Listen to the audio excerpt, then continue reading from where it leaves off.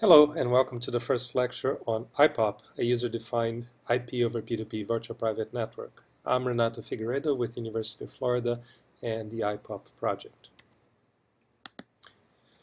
So what is this course about? It's about a virtual network technology that essentially allows you to create IP overlays on top of peer-to-peer links.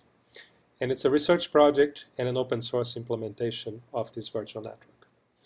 One of the key features of IPOP is that it's easy to use and brings the ability for lots of users to create their own virtual private networks. And that's a differentiation from many VPN technologies that are out there.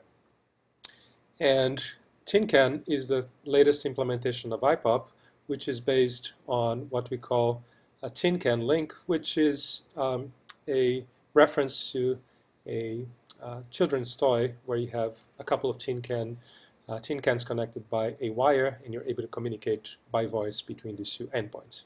But IPOP uses tin cans, these virtual tin cans, to communicate anything over the IP that uses the IP protocol, not just voice. So in this class, in this online course, I'm going to cover the technology, use cases, architecture, and design of IPOP.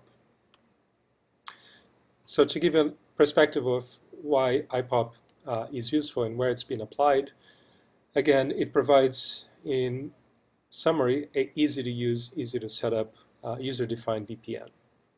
So it has been used in cloud computing to create virtual private clusters across multiple cloud infrastructures, and by using virtualization allows you to run existing applications on top of these clusters.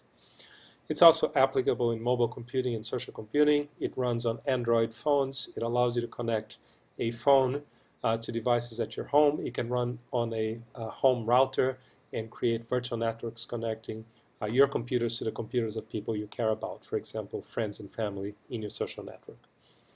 So it brings the ability for you to share and communicate privately, possibly using a social network just as a starting point to discover who you want to talk to, but all your communications in the network are private. What's unique about IPOP? Typically VPNs require a hardware and management that's beyond the capability of a typical user. Now IPOP allows you to run VPNs in the existing internet infrastructure without any specialized hardware, and it benefits from online social networks to allow users to determine who they want to connect with, who are the trusted peers that they want to VPN with, so to speak.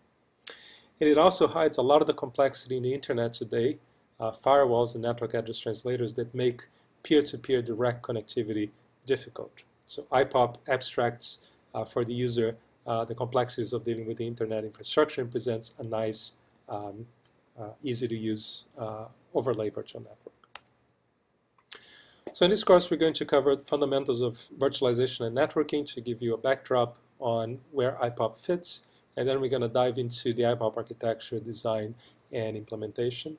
And then we have demonstrations at the end showing how the software works in practice. So taking a step back, IPOP fits in the overall landscape of cloud computing, where you have one of the widely used definitions here. Cloud computing permits you to create on-demand resources, networks, servers, and storage, and share underlying capacity of a computing infrastructure, and allows you to configure these resources in flexible ways.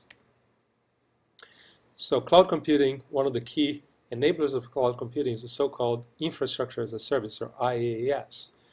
That allows you to pay as you go as you procure computers that can run applications and also storage for your data and networking. And virtualization is a key technology, a key approach to dealing with infrastructure as a service cloud computing. It allows you to create on-demand resources, share underlying infrastructure, and configure each virtual instance in a way that a user would like to see it. So virtualization is applied to computers, to servers, desktops. It applies to storage and also applies to the network. So in this course, we're going to mostly focus on the network, but it's an interesting proposition when you have virtualization of the entire infrastructure to create really flexible cloud computing environments. I'm going to draw an analogy throughout some of the discussions here with virtual machines because they really changed the landscape of cloud computing.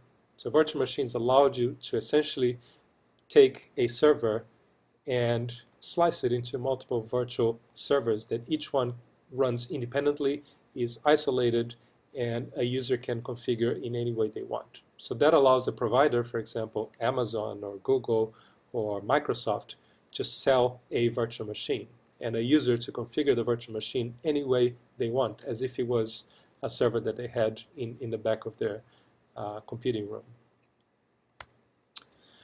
So this technology actually dates back several decades ago, and it's been a feature of mainframes for a long time.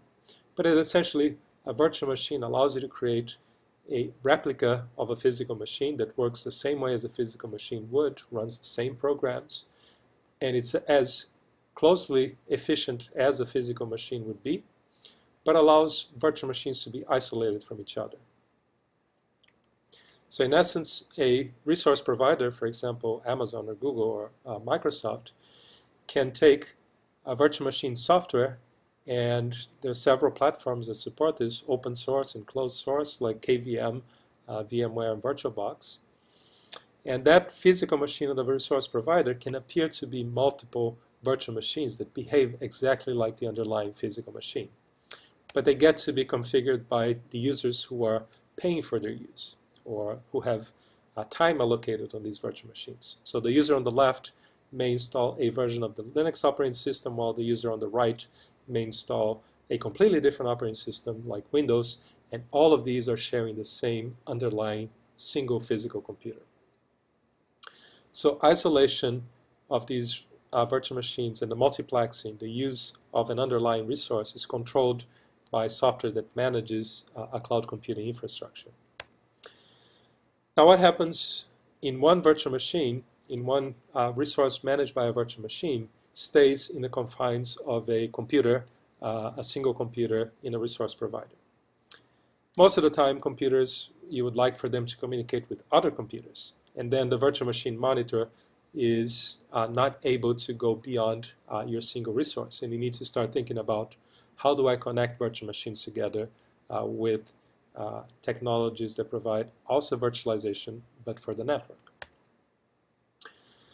So virtual networks, for example, help set up an environment that can be shared by multiple users, multiple tenants, where each one is completely isolated from each other. The traffic is decoupled from user A and user B because they might be competitors, or they may not want their data to be seen by others in the same infrastructure.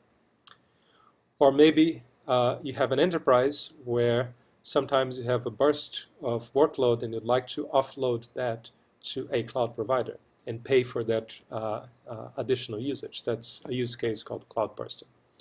Or maybe you have a collection of people who are working together on a single project, and they want to federate or bring together resources across their institutions, for example, a research center or university, and present that as a single facility, virtual facility. Virtual networks help address all these cases by allowing users to create their own virtual networks that look like a private internet, so to speak, but is customized per user or per project.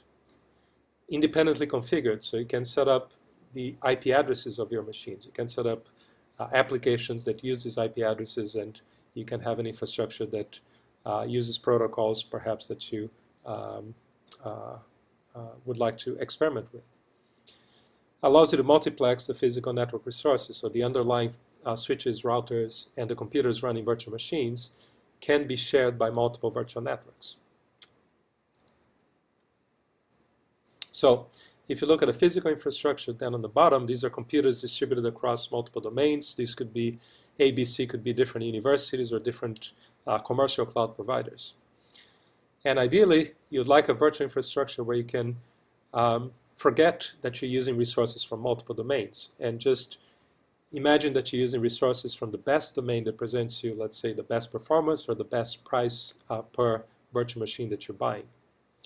And that you can have multiple users deploying their own virtual infrastructures on top of these multiple domains. And the technology that enables this includes virtual machine monitors running on the cloud infrastructure, on the computing resources, as well as virtual networks. And these together allow you to multiplex multiple virtual infrastructures that look like your own private cluster, your own private cloud on top of perhaps distributed multiple clouds. So we're going to start digging deeper into the virtual networking aspect of this in the next lecture.